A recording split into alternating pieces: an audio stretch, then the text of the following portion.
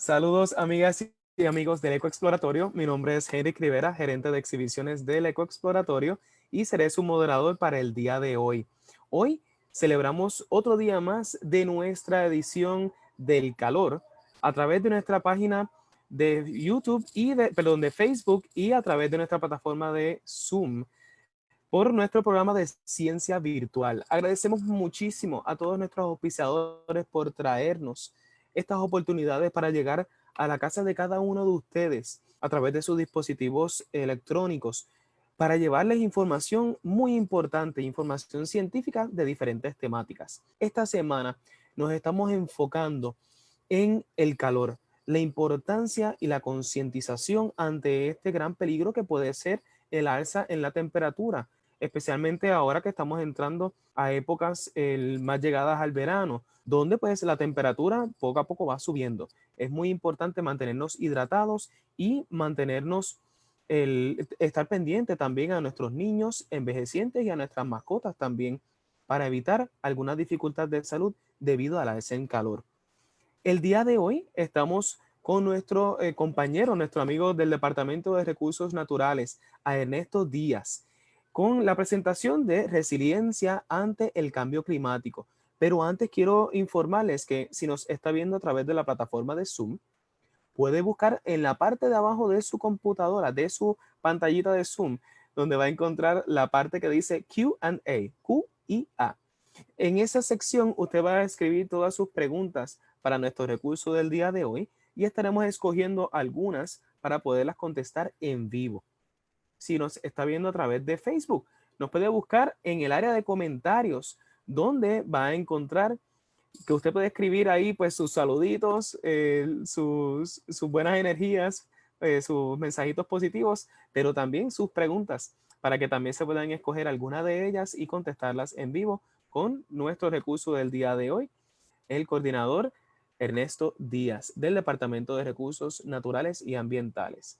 Así que saben que a través de nuestras redes sociales, Facebook, Twitter e Instagram, pueden encontrar el calendario de eventos del resto de la semana. Recuerde que puede inscribirse a través de, cuando usted vea el post de ese calendario, antes que todo, le da like y le da share o compartir para que más personas se puedan enterar de todos nuestros servicios a través de las semanas. La semana que viene estaremos dedicándosela a STEAM, Science, Technology, Engineering, Arts y Mathematics. Ciencia, tecnología, ingeniería, las artes y las matemáticas. Muy pendiente a ese calendario a final de la semana, pero mientras tanto todavía tenemos una semana entera llena de mucha información importante. ¿A qué hora? A las 11, a la 1 y a las 3 de la tarde. Y el sábado a las 2 de la tarde. Muy pendiente a nuestras redes sociales para que encuentre el enlace de cómo registrarse a cada una de ellas. Más de eso estaremos hablando más adelante. Estaré con ustedes de nuevo para la sección de preguntas. Mientras tanto, le dejo la sección a nuestro invitado del día de hoy del Departamento de Recursos Naturales y Ambientales, a Ernesto Díaz. Sí, muy buenas tardes y muchas gracias por la invitación para compartir con ustedes parte de los trabajos. Muy buenas tardes y gracias por invitarnos a compartir parte de los trabajos que realizamos en el marco del Consejo de Cambios Climáticos de Puerto Rico, el cual se coordina desde nuestra oficina de manejo de costas y cambio climático del Departamento de Recursos Naturales y Ambientales. Durante el día de hoy voy a estar conversando un poco sobre los efectos, impactos del calor almacenado en los océanos, sus efectos y consecuencias.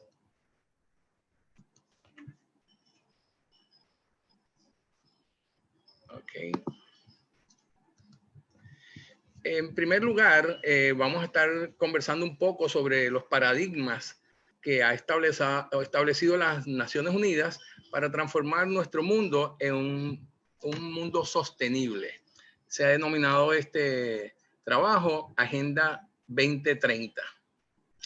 Por otra parte, vamos a estar conversando sobre lo que es el Consejo de Cambios Climáticos de Puerto Rico, sobre el estado del clima en el Caribe y en particular en Puerto Rico, nuestras tendencias, proyecciones y vulnerabilidades socioecológicas. También entonces vamos a profundizar un poco en el tema del calor, ya que estamos en la semana de la concienciación sobre el calor, estrategias de mitigación, adaptación, resiliencia y algunas oportunidades que se presentan asociadas a la etapa de recuperación post huracanes Irma y María. Desde el 1992, las Naciones Unidas, que son un grupo de sobre 190, en estos momentos 193 países, se dieron a la tarea de articular una estrategia para promover una relación más sana con el ambiente. Es decir, nuestras necesidades económicas, las necesidades de satisfacer las demandas que impone la vida en los ciudadanos, en los individuos, pero de manera sostenible. A tales efectos, se propone como uno de los paradigmas para la relación del humano con el planeta, uno, eliminar la pobreza y el hambre, un paradigma obviamente de grandes aspiraciones, muy complejo para atender, y que se logre que los humanos podamos llenar nuestro potencial con equidad, con dignidad y en un ambiente sano. En términos del paradigma o de las aspiraciones para el planeta, se promovería un consumo sostenible y producción sostenible también. Es decir, que el aprovechamiento de los recursos permita que haya una renovación de esos recursos y manejar nuestros recursos de manera sostenible, tomando de manera particular acción urgente con respecto al tema del cambio climático. Se reconoce la necesidad del progreso y de lograr la prosperidad, y el concierto de países a nivel internacional indican que están determinados a que todos los humanos puedan desarrollarse plenamente y que exista progreso tecnológico, social y económico, pero que esto ocurra en armonía con la naturaleza. Esas aspiraciones se plasmaron en lo que se llaman las metas del desarrollo sostenible. Son 17 metas. Usted puede buscar asimismo metas de desarrollo sostenible o Sustainable Development Goals. Y yo durante la tarde de hoy me voy a estar concentrando en dos de estas metas, que son las relacionadas a la acción con respecto al clima y a la vida marina. La meta número 13, que se relaciona con el tema climático, promueve el aprovechamiento de los recursos que no atente contra los sistemas naturales y que las emisiones asociadas a nuestra producción de energía no aceleren lo que es la variabilidad natural del clima. Y siempre que hablamos de cambios climáticos debemos preguntarnos cómo se define esto de cambio climático, porque el clima ha cambiado a través de la historia de la Tierra. Ahora, ¿a qué velocidad, a qué razón, a qué tasa ocurren estos cambios? El planeta tiene 4.5 billones de años, han existido 5 extinciones masivas, 5 glaciaciones. Es decir, que ha existido muchos cambios a través de esa historia. Sin embargo, a lo que nos referimos cuando hablamos de cambios climáticos es aquel cambio que es directamente atribuido a la actividad humana que altera la composición de la atmósfera mundial y que se suma a la variabilidad natural del clima observada durante periodos de tiempo comparables. Hay otras definiciones un poco más sofisticadas, más complejas, más orientadas al tema de política pública o al tema científico como el del panel intergubernamental de cambios climáticos, pero en resumen es aquella porción de los cambios del clima que es atribuible directamente a nuestra actividad en el planeta. Puerto Rico también mide los objetivos o metas de desarrollo sostenible y en su página del Instituto de Estadísticas aparecen estas 17 metas, pero solo 5 de ellas, las que ven en colores rojos, verdes y fucsia, digamos, son las que se han documentado y no muy extensivamente. Quiere decir que tenemos un trabajo que hacer para ver cómo Puerto Rico está atendiendo su responsabilidad de desarrollarse de manera sostenible.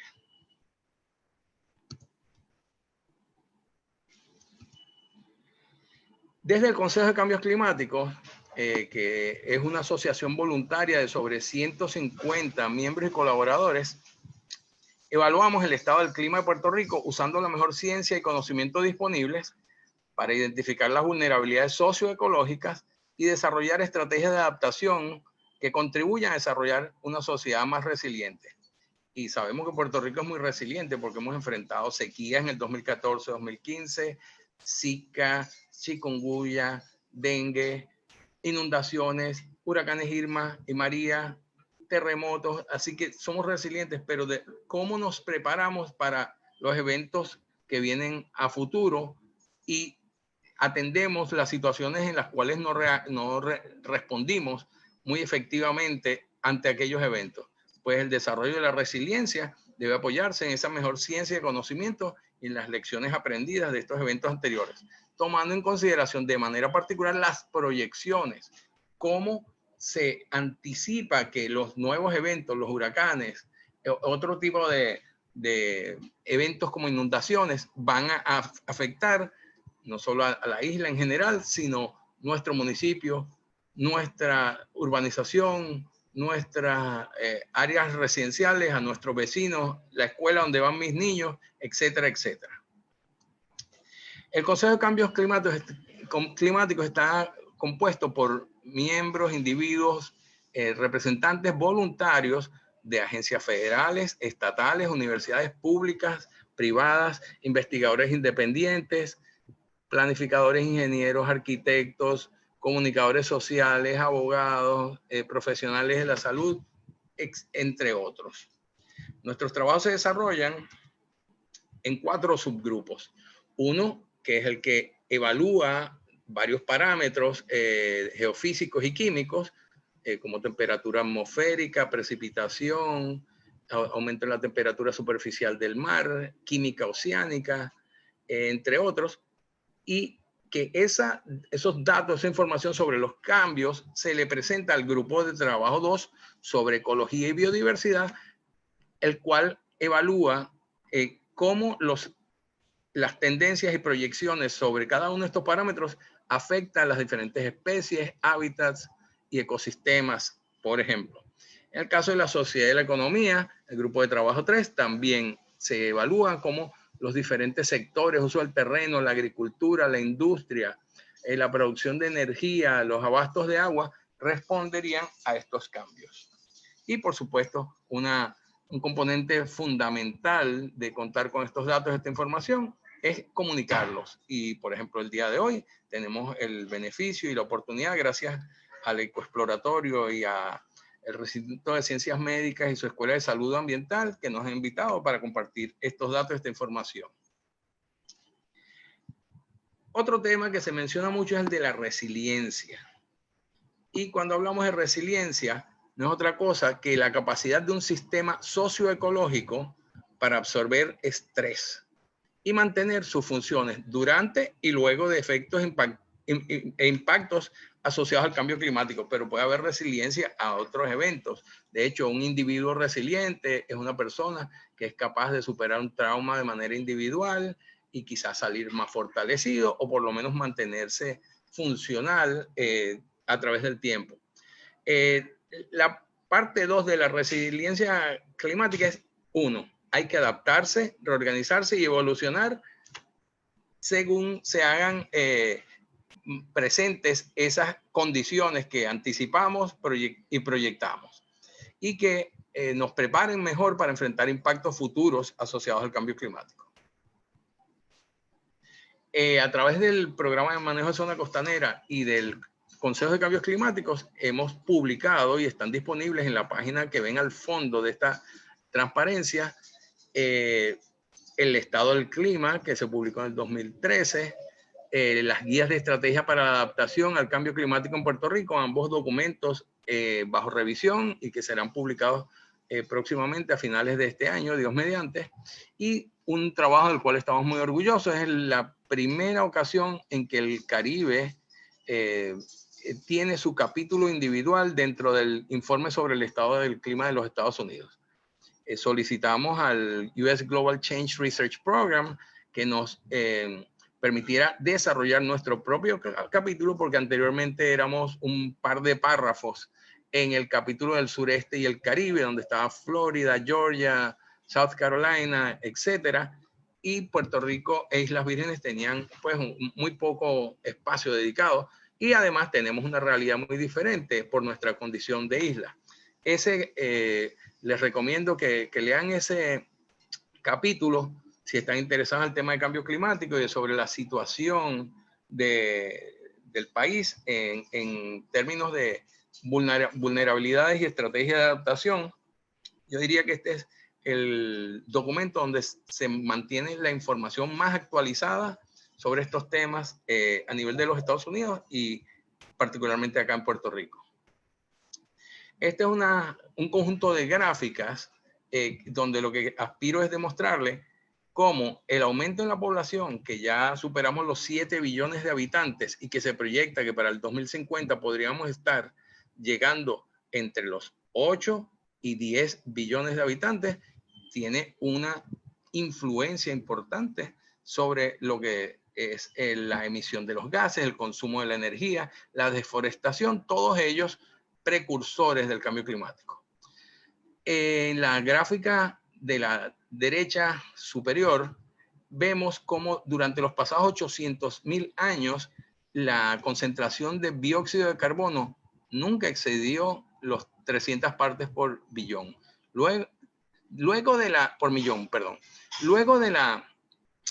revolución industrial, la inyección de gases de invernadero, obviamente tenemos el dióxido de carbono como el portaestandarte de los gases que reconocemos como gases de invernadero, pero tenemos también óxidos de nitrógeno, tenemos el gas metano, el mismo vapor de agua es un gas de invernadero, pero que tiene muy poco tiempo de residencia atmosférica.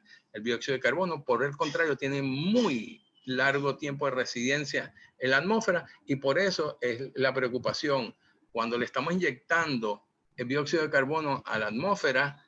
Estamos básicamente aumentando la capacidad de retener calor atmosférico, como que si usted le añadiera una sábana, otra sábana, un edredón o confórter encima a un paciente con fiebre, y obviamente todo ese calor se está quedando atrapado en esa cama. Entonces, como ven, este crecimiento acelerado que ya se encuentra por los 416 partes por millón en términos de concentración de dióxido de carbono atmosférico. En la gráfica de la parte inferior de la derecha vemos lo que se llama la curva de Killing, que desde una isla en Hawái, en el sitio denominado Mauna Loa, que es un laboratorio de investigación, se reporta las concentraciones de dióxido de carbono atmosférico a nivel global. ¿Y qué ocurre? Pues en los pasados 20.000 años hemos reconocido que sí viene aumentando el nivel del mar, que se había estabilizado bastante las temperaturas atmosféricas a nivel planetario, y que en el momento en que hubo el crecimiento más acelerado del nivel del mar y el aumento de 1 grado centígrado en la temperatura atmosférica superficial, tomó 1150 años para que esto ocurriera. Mientras que desde los 1800 hasta el presente, en solo 100 años, ha aumentado 1.1 grados centígrados y continúa aceleradamente la concentración de dióxido de carbono, y en asociación a esto, en la temperatura atmosférica. Pero esta temperatura atmosférica y el calor en el aire no se mantiene en estos espacios. Gran parte del calor es absorbido por los océanos. Aquí presentamos una gráfica de cómo se almacena principalmente el calor en las capas superiores del océano, pero más recientemente, cuando en el pasado se almacenaba en los primeros 700 metros, ya encontramos que hasta los 2000 metros hay absorción de calor, la cual ya es de muy grave preocupación y que tiene unas consecuencias que estaremos examinando en las próximas transparencias. ¿Qué ocurre con el aumento de dióxido de carbono atmosférico?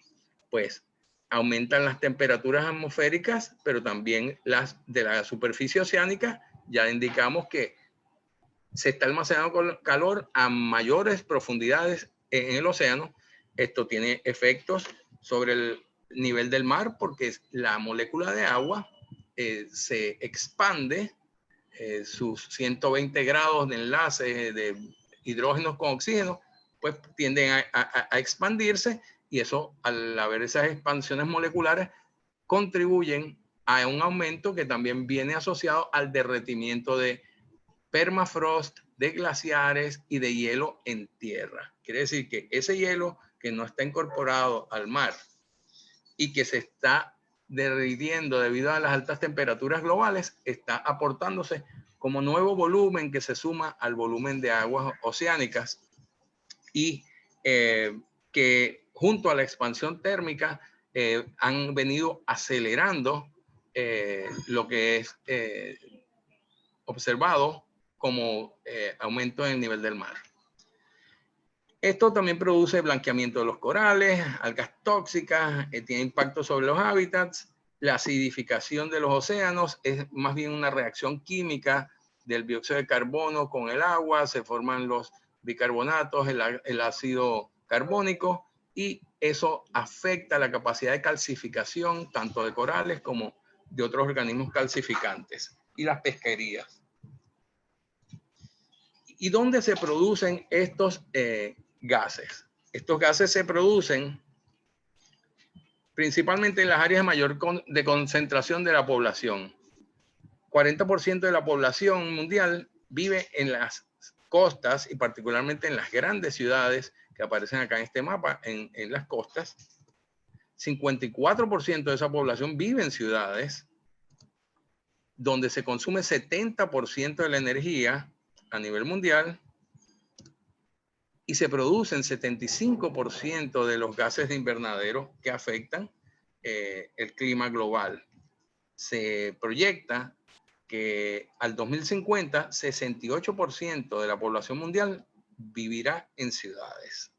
Es decir, que ese es un área donde tenemos que intervenir, particularmente atendiendo la forma como se produce la energía eléctrica, si vamos a continuar dependiendo de combustibles fósiles o si vamos a movernos agresivamente a fuentes de energía limpia, y también la transportación. ¿Cómo vamos a movilizarnos dentro de las ciudades? Eso tendrá alguna implicación, esperemos que positiva, para ver cómo los gases de invernadero se controlan, o si por el contrario nos mantenemos, como dicen, business as usual, o según venimos operando hasta la actualidad, estas ciudades puedan o convertirse en ciudades sostenibles, o ciudades que realmente continúan exacerbando, agravando el problema. En términos de la expansión de la molécula del agua y del aumento del nivel del mar que conversábamos, para el caso específico de Puerto Rico, y utilizando los mareógrafos de La Parguera en Magueyes y de La Puntilla en San Juan, nuestras proyecciones indican que para los escenarios intermedios y extremos se encontrarían en un aumento del nivel del mar al 2100 entre 3 y unos 11 pies. Esto tiene unas implicaciones graves, particularmente para las áreas costeras, donde reside gran parte de la población y se ubica gran parte de la infraestructura crítica de Puerto Rico. Contamos en estos espacios con 32% de playas, unas 1.225 playas, 35% de costa vegetada, particularmente áreas de manglares muy bajas, inundables, un 18% de áreas construidas o desarrolladas, bien sea para áreas residenciales, turísticas, industrias, puertos, etc. Y acantilados que representan un 16%. En términos de la economía, el turismo representa 7% del Producto Territorial Bruto de Puerto Rico, y gran parte del turismo en Puerto Rico depende de las playas, del sol y de las costas. Quiere decir que nos debe preocupar y además nos obliga a ocuparnos y tomar decisiones oportunas para atender estos problemas asociados al aumento del nivel del mar. 2.3 millones o 61% de nuestra población vive en los 44 municipios costeros, donde se encuentran múltiples áreas residenciales, los 11 aeropuertos, 12 puertos, grandes cantidades de puentes, carreteras, etcétera. También los 7 sistemas de generación de energía eléctrica del país se encuentran dentro de la zona costanera.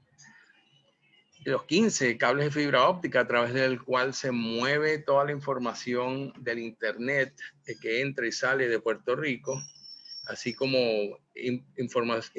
importantes complejos de infraestructura de agua y de energía, y recursos naturales de alto valor. Los recursos naturales también se afectan si el aumento del nivel del mar permite que agua salada, ¿verdad?, entre a sistemas palustrinos o de agua dulce, podremos tener unos cambios significativos y posiblemente la pérdida de algunas especies que dependen de estas condiciones ambientales. Esas estadísticas que les presentaban se reflejan aquí bastante efectivamente. Vemos el Aeropuerto Internacional de Puerto Rico, donde muy próximo a él está la Laguna Los Corozos, la Laguna San José, el Puente Teodoro Moscoso, y vemos como el agua está muy próxima a esta infraestructura, a las residencias, a los hoteles, por ambos frentes, tanto del lado de la laguna como del lado del mar o aguas abiertas. En la porción superior derecha vemos en la Bahía de San Juan, el aeropuerto de Isla Grande, y en la parte inferior derecha vemos el complejo de generación de energía eléctrica de Aguirre en Salinas, a muy poca elevación sobre el nivel del mar también.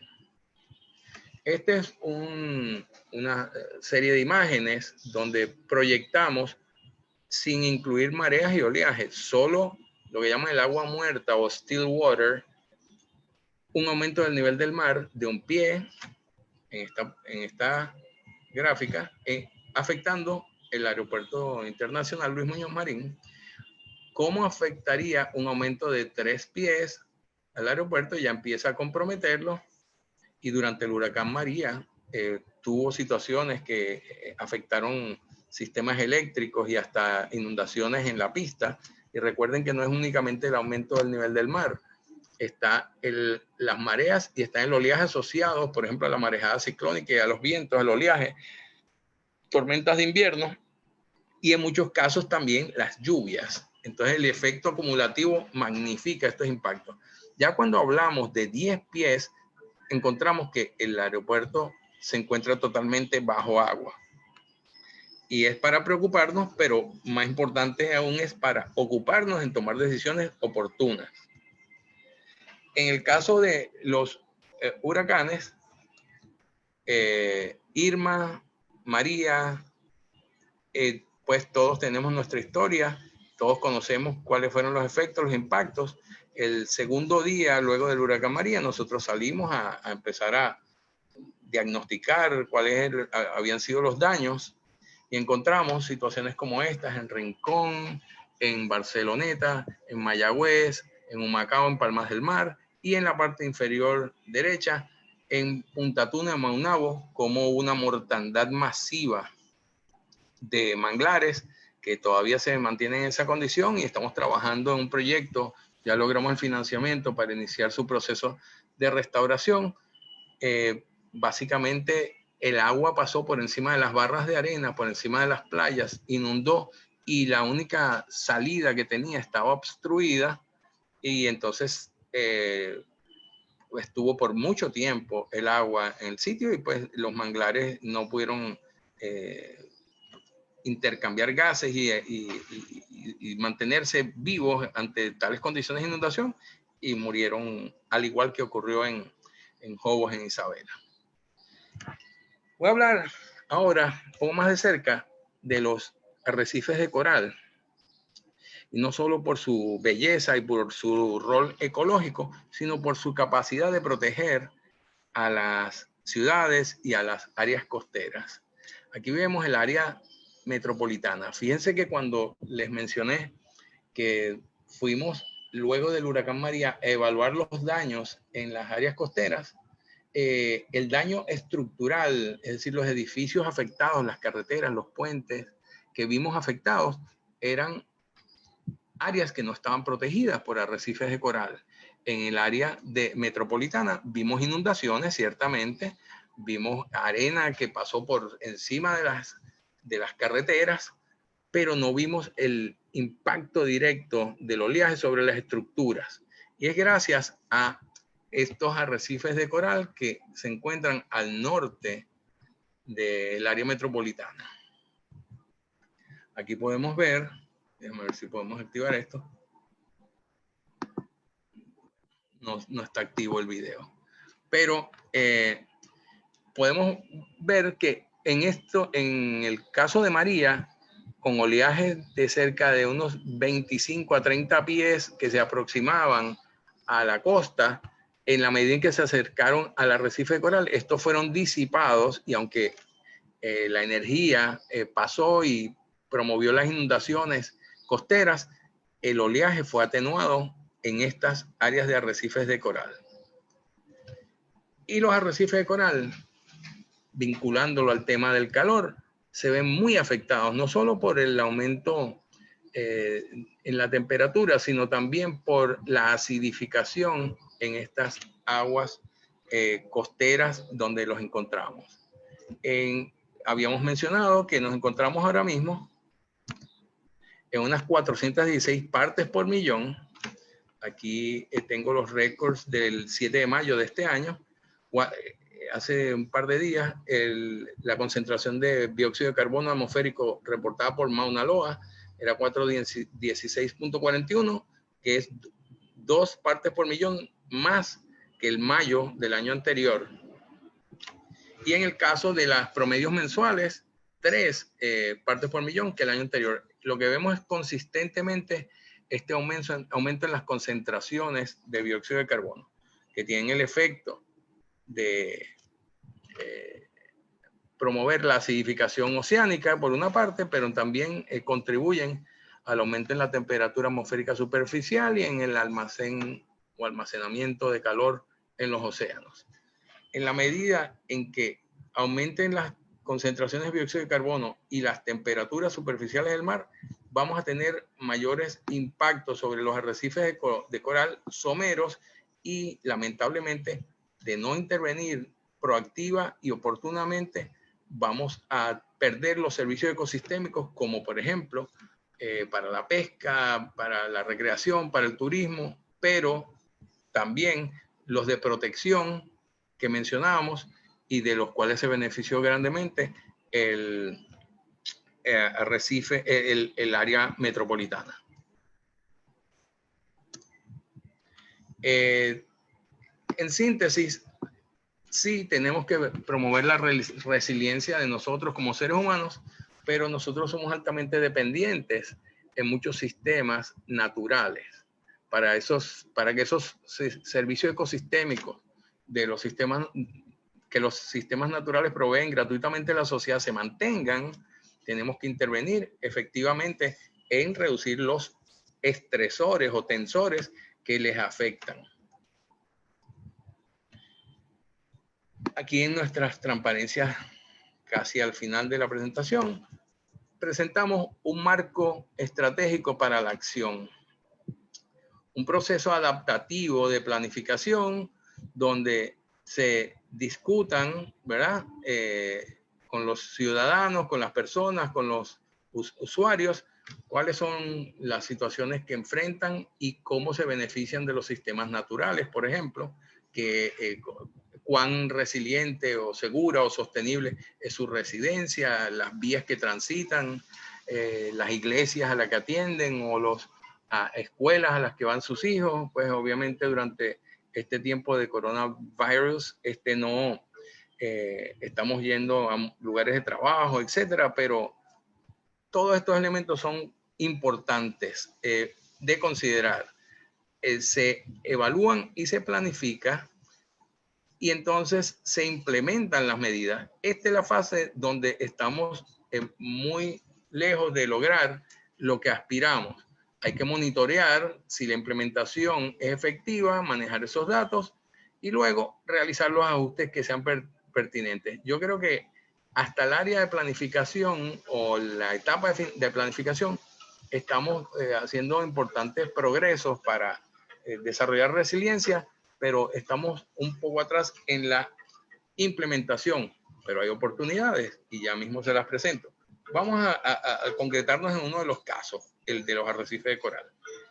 Si tenemos cambios en la temperatura y en el pH, el calor atmosférico absorbido principalmente por las masas oceánicas tiene efectos sobre estos sistemas naturales, se degradan y en los casos de huracanes más intensos, también debido a temperaturas más altas en las capas superficiales del océano, también se produce destrucción mecánica de estos arrecifes de coral. Las pesquerías se afectan, el turismo se afecta, se producen más eventos de erosión de playas, también con impactos importantes sobre el turismo.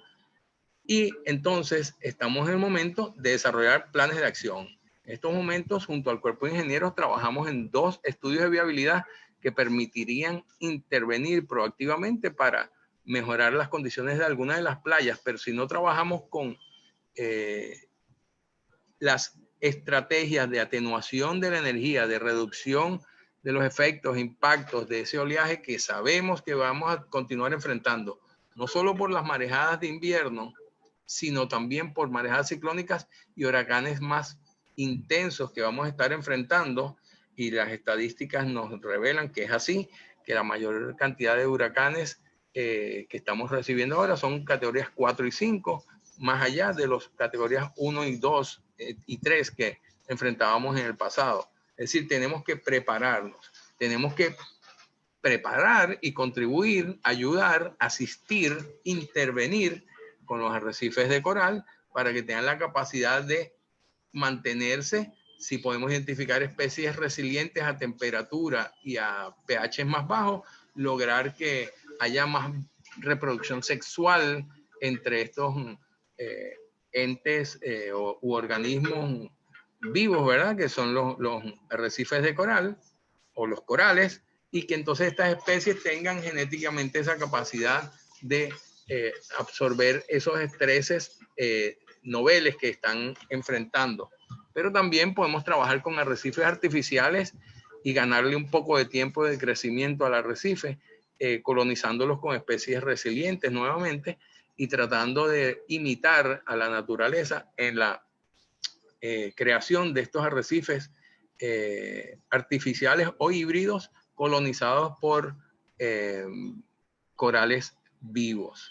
Otras opciones que vamos a tener que tomar, obviamente, es si ya las estructuras están siendo afectadas directamente por el oleaje y no va a haber una intervención para proteger un espacio costero, bien sea con infraestructura gris o con intervenciones creando espacios de arrecifes de coral o arrecifes híbridos. Entonces, en algunos casos será necesario que se tomen decisiones para que algunas comunidades o residencias o infraestructura de servicios sea retirada a sitios más elevados, a mayor distancia de la línea de costa, y en algunos casos también podrá ser posible la adaptación vertical de esta estructura para que entonces tenga la capacidad de enfrentar los retos que le plantean los escenarios de aumento del nivel de mar al futuro. Algunas de las intervenciones que proponemos nosotros se refieren a la planificación y el diseño, cómo trabajar con la política pública, la reglamentación, los códigos de construcción y las asociaciones profesionales, el Colegio de Ingenieros, Colegio de Arquitectos, Sociedad de Planificadores, por ejemplo, para que integren estos elementos que le presentamos desde el punto de vista científico y que hemos recopilado en documentos junto al Cuerpo de Ingenieros, a la Academia Nacional de la Ciencia, y acá mismo junto a compañeros ingenieros costeros desde el programa de manejo de zona costanera. Esa información está disponible para que sea incorporada a los procesos de planificación y diseño que se llevan a cabo, por ejemplo, en la Junta de Planificación, en las oficinas de planificación municipales y en la Oficina de Gerencia de Permisos, por ejemplo, en la OSPE. Reiteramos que creemos que la nueva generación de infraestructura de Puerto Rico tiene necesariamente que considerar a sus sistemas naturales para mantener esos servicios ecosistémicos que de otra manera se pueden perder, y lo vimos luego del huracán María, que muchos de ellos se afectaron, no irreversiblemente, pero sí significativamente. Los arrecifes de coral, los humedales, la posibilidad de renutrir o realimentar las playas es una posibilidad real, aumentar el tamaño de las dunas, todo esto constituyen intervenciones importantes. Típicamente, tanto FEMA como el Departamento de Vivienda Federal, el Cuerpo de Ingenieros, no favorecen este tipo de intervenciones apoyadas en la naturaleza o nature-based solutions, porque las ven como muy costosas y que no ofrecen garantías de un retorno rápido en la inversión, aunque a futuro pueden tener unos costos de operación y mantenimiento más bajos, pueden tener un diseño de vida mucho más largo y definitivamente son estéticamente mucho más atractivos.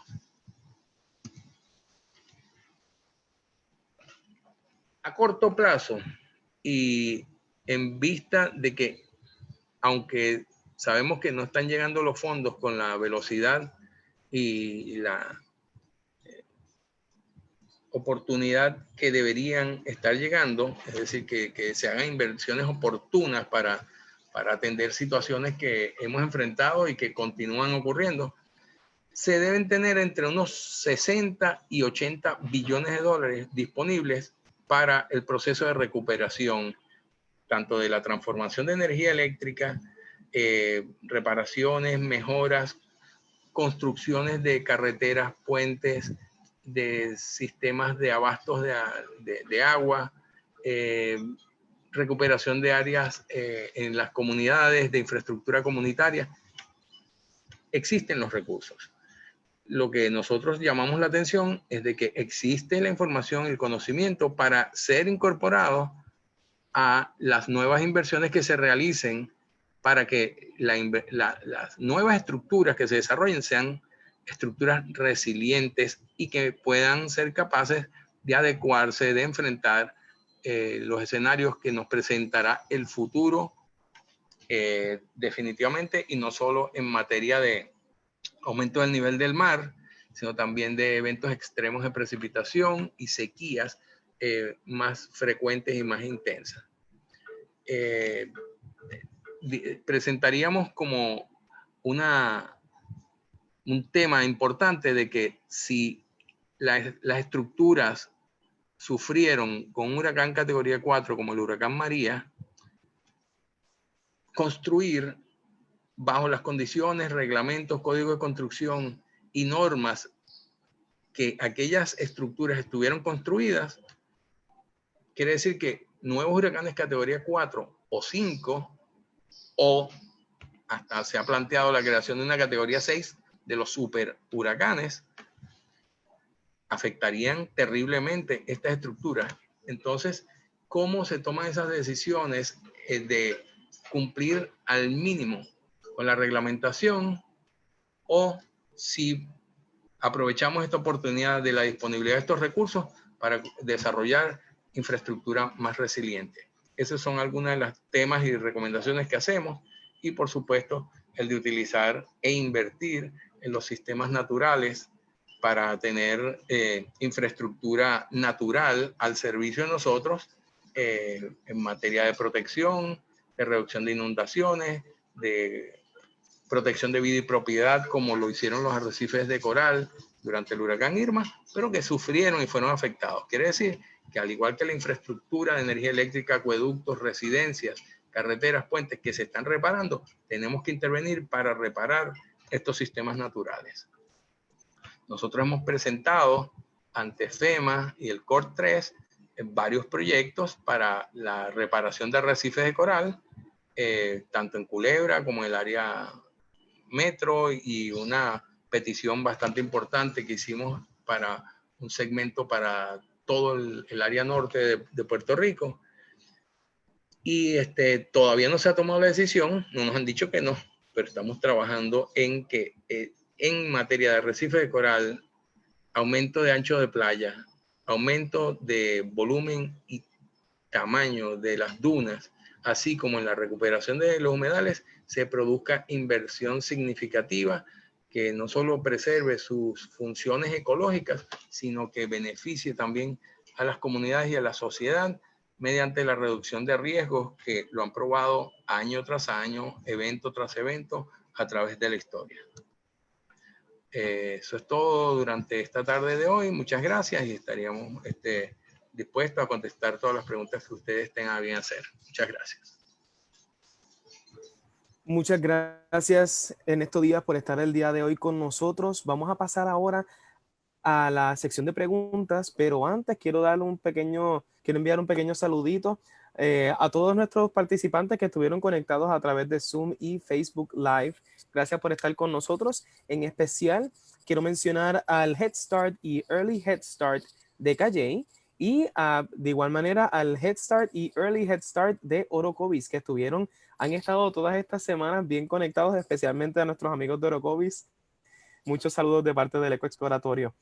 Ernesto, vamos a comenzar con las preguntas, con una pregunta de Zoom que nos hace Mirna Figueroa, una querida amiga también del Eco Exploratorio desde la escuela Benjamin Harrison en Calley. Nos pregunta, ¿ha tenido la oportunidad de llevar esta información al gobierno y que estos hayan tomado en consideración y adoptado las recomendaciones para mejorar la realidad de vida en el país?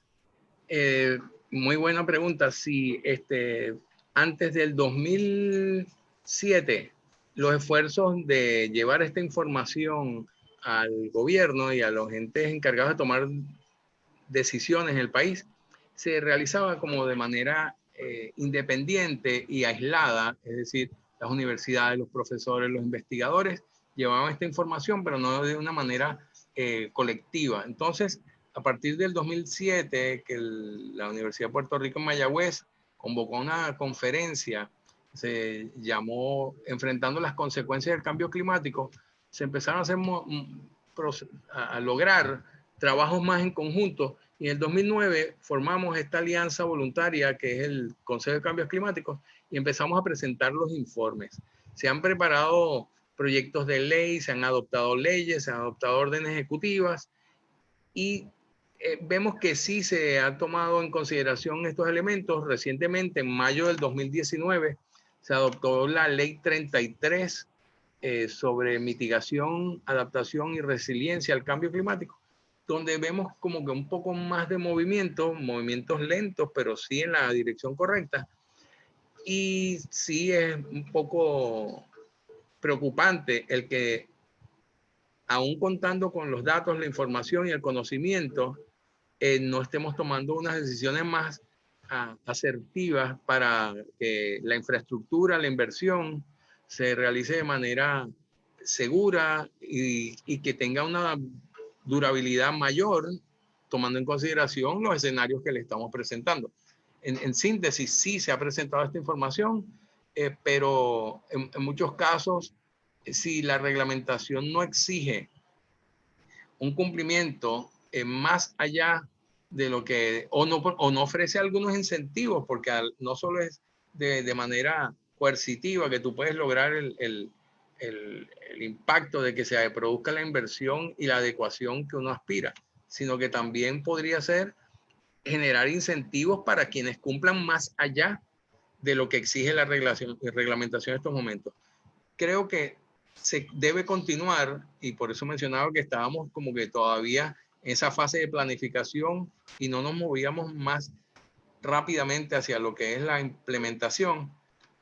Tenemos que trabajar más con reglamentación, códigos de construcción y que se desarrollen infraestructuras que sepan que van a ser capaces de resistir estos sistemas que vamos a estar enfrentando en materia de sistemas como huracanes, pero eventos de todo tipo. Excelente. Yendo por esa misma línea, Evelyn Santiago nos recomienda, creo que no hemos, nos comenta, mejor dicho, creo que no hemos sido provisiarios, sino reactivos ante un problema global que nos afecta sobre todo porque somos una isla. Sí, estoy de acuerdo. Realmente para nosotros los científicos es bastante frustrante tener los datos, la información y presentarla y que se continúen las prácticas de construcción y de toma de decisiones de la manera histórica que se venían haciendo. No es culpa de los constructores o de quien está actuando conforme a la ley, cumpliendo con leyes y reglamentos. Es que no se ha incorporado la nueva ciencia en las políticas públicas, la reglamentación y las exigencias que se deben hacer. Digamos, las compañías de construcción, los constructores, los contratistas, llevan el proyecto hasta donde la reglamentación les exige y hacen ese cumplimiento, por lo menos todos aquellos que cumplen con los procesos legales de construcción. Ahora, ¿cómo se logra elevar el nivel de esta reglamentación y de estos códigos de construcción para que permitan que las estructuras que se construyan puedan ser funcionales dentro de 30, 50 años? También una grave víctima de todo esto, como mencionó ahorita, es más bien los arrecifes de corales. Por aquí Evelyn nos comenta y también nos pregunta, ¿tenemos mortandad de arrecifes de corales a consecuencia del aumento en temperatura? Eso sin dudarlo. Evelyn nos escribe, he oído sobre la siembra de corales en áreas donde están afectados. ¿Qué ha pasado con estos proyectos y dónde están desarrollando? Bueno, muy buena pregunta también. Gracias, Evelyn. Las fincas de corales, la mayoría de ellas se mantenían en el área de Culebra. Justamente por ahí fue que pasó el huracán María y perdimos cerca del 98% de las fincas de corales. Esos son fragmentos de diferentes especies de corales que se cultivan para luego ser, como menciona ella, plantados o transportados y pegados en arrecifes que ya están afectados. Tenemos varios problemas, además del blanqueamiento y las mortandades. Tenemos el problema de especies de algas invasivas o que afectan nuestros corales, como la ramicrusta y la halófila, que cubren estos espacios de coral vivo en algunos casos, o corales blanqueados, y entonces no permiten que el coral vivo se recupere.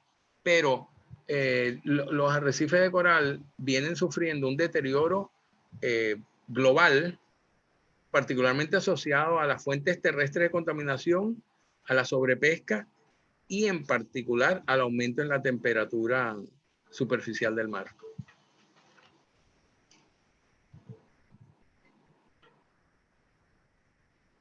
Por aquí, cambiando un poquito, desviando un poquito la temática de los arrecifes de corales, por aquí Cándida nos pregunta, Cándida Rodríguez a través de Zoom nos pregunta, primero envía un saludito para Ernesto, dice, hola Ernesto, ¿Hay alguna evidencia del efecto del coronavirus en el cambio climático? O más bien viceversa, el cambio climático, su relación con el coronavirus o con algún tipo de enfermedades. Bueno, el coronavirus, sabemos que por lo menos no se ha encontrado ni una vacuna ni un tratamiento efectivo que sea recomendado. Así que es un virus novel que nos tiene a todos guardaditos en nuestras casas, ¿verdad?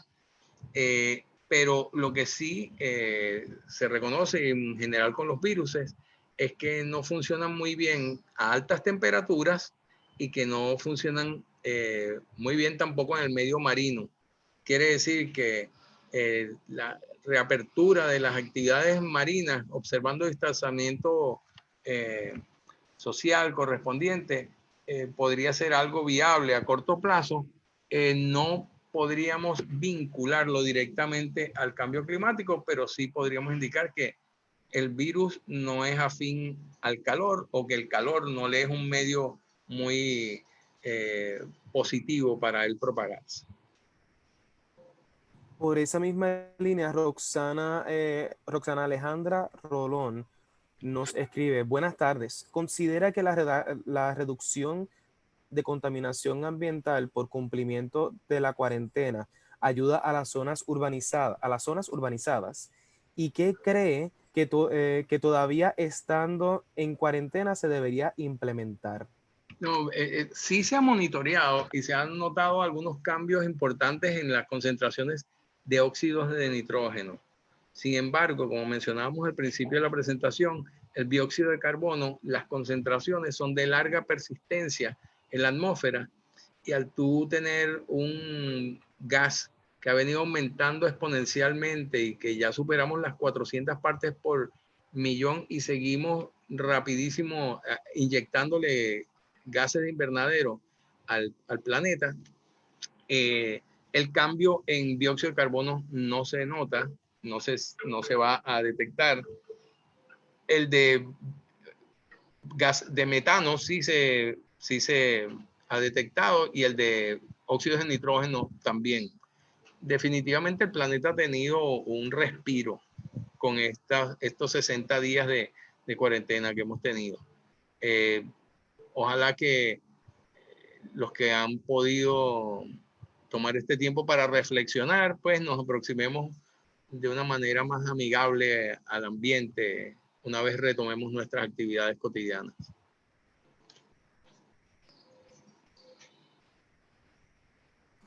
Excelente, Ernesto. Pues una vez más, muchísimas gracias. Ya se nos ha acabado el tiempo, pero muchísimas gracias, Ernesto Díaz, por estar con nosotros y gracias a todos nuestros recursos, nuestros amigos de diferentes organizaciones que han estado todas estas semanas permitiéndonos entrar a un pedacito de sus hogares y trayendo, dedicando su tiempo y su conocimiento para traernos esta información tan valiosa para todo nuestro pueblo.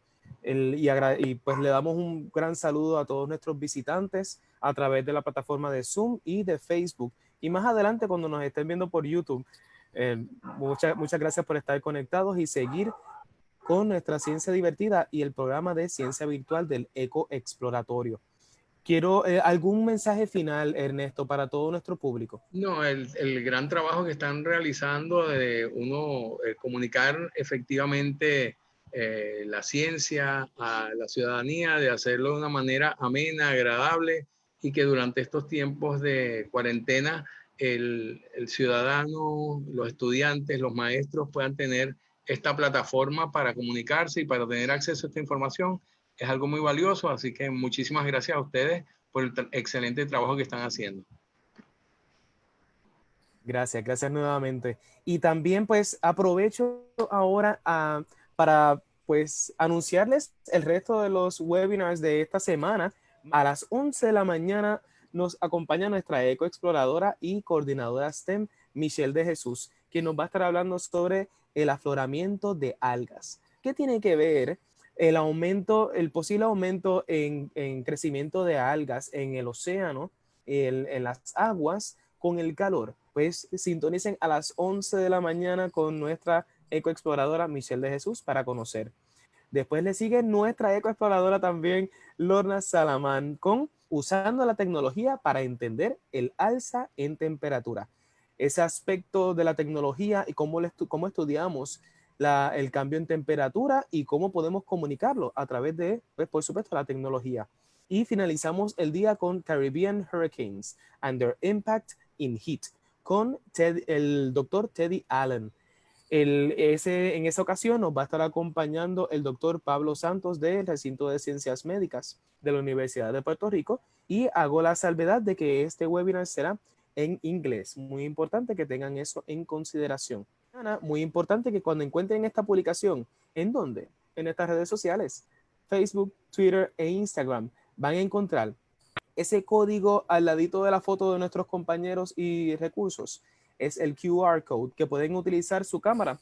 Pegan su camarita, lo registran y le va a salir el enlace para poder registrarse a nuestro webinar. Pero si no tienen el acceso para ello, no se preocupen, que en esa publicación también van a encontrar el link al ladito en el texto. Van a encontrar el enlace para poderse registrar de manera manual. Una vez más, agradecemos a todos nuestros auspiciadores. Gracias a ellos por hacer esto posible. Sin ellos, pues no pudiésemos estar día a día visitando sus hogares con la información información científica del ecoexploratorio y todos nuestros recursos que han estado a través de las semanas, como mencioné ahorita. Para más información, www.ecoexploratorio.org/ciencia virtual, donde también encontrará el calendario de actividades. Nos puede dar una llamadita al 787-281-9090 para información de servicios e información adicional del ecoexploratorio, o nos puede escribir a través de webinar@ecoexploratorio.org. También visítenos, como siempre les he dicho, en nuestras redes sociales. ¿Cuáles son? Facebook, Twitter e Instagram. Denle un like, por favor, denle ese like para que también, y denle share para que también se enteren ustedes y el resto de sus amistades, estudiantes, familiares, de todos los servicios que tenemos para ustedes a través del Eco Exploratorio. Ustedes ven ese icono de YouTube, es porque en YouTube tenemos también una página, un canal para que ustedes se puedan suscribir. Y si ustedes se perdieron de algún webinar que hemos brindado, no se preocupe, que tanto en Facebook como en YouTube van a encontrarlo. Desde el 18 de marzo que empezamos nuestro programa de ciencia virtual, ahí va a encontrar todos nuestros webinars. Antes de terminar, hoy es un día muy especial para el ecoexploratorio y les exhorto a que mientras ustedes estaban conectados con nosotros a través de este webinar, publicamos un gran mensaje de parte de la familia del ecoexploratorio para desearles feliz cumpleaños a nuestra fundadora, nuestra gran amiga y la directora del ecoexploratorio, a la meteoróloga Ada Monzón. Les invito a que busquen en nuestra página de Facebook, Twitter e Instagram, donde encontrarán el post celebrando el cumpleaños de nuestra querida amiga, madre, hermana, guía, líder, nuestra querida Ada Monzón. Escriban sus mensajitos de buenos deseos. Y para Ada, un beso, un abrazo. Muchas gracias por todo lo que haces por nosotros, por el ecoexploratorio, por tu gran equipo de trabajo, por inspirarnos para seguir adelante, para llevar la información científica a nuestro pueblo. Y gracias por dedicar todo lo que haces y todo tu trabajo a tu gran pueblo de Puerto Rico y al resto del mundo, porque tienes seguidores en todas partes. Muchas gracias a todos nuevamente. Un beso para Ada, feliz cumpleaños y nos vemos mañana a través de Ciencia Virtual del Ecoexploratorio. Que pasen un buen día.